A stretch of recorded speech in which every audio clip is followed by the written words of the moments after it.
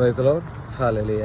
പ്രിയപ്പെട്ടവരെ, ഇന്നത്തെ തിരുവചനത്തിലൂടെ ഈശോ നമ്മോട് ഓരോരുത്തരോടും പറയുകയാണ്, നമ്മൾ മറ്റൊരു മനുഷ്യനായി മാറുമെന്ന്.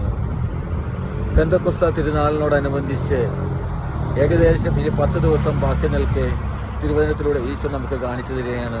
1 സാമുവേൽ 10:6 തിരുവചനത്തിലൂടെ ഈശോ പറയുന്നത് എങ്ങനെയാണ്? കർത്താവിൻ്റെ ആത്മാവ് ശക്തമായി നിന്നിൽ ആവസിക്കും, നീയും അവരോടൊത്ത് പ്രവചിക്കുവാൻ തുടങ്ങും, മറ്റൊരു മനുഷ്യനായി നീ മാറുമെന്ന്.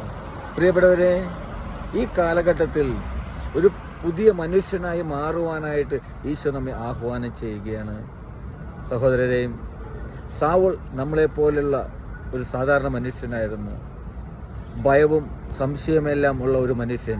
പക്ഷേ ദൈവത്തിൻ്റെ ആത്മാവ് അവനിൽ നിറഞ്ഞപ്പോൾ അവൻ പുതിയൊരു മനുഷ്യനായി മാറുകയാണ്.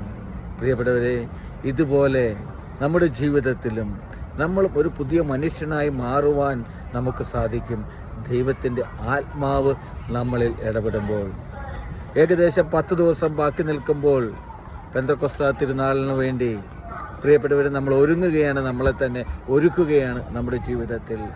ഓർക്കുക,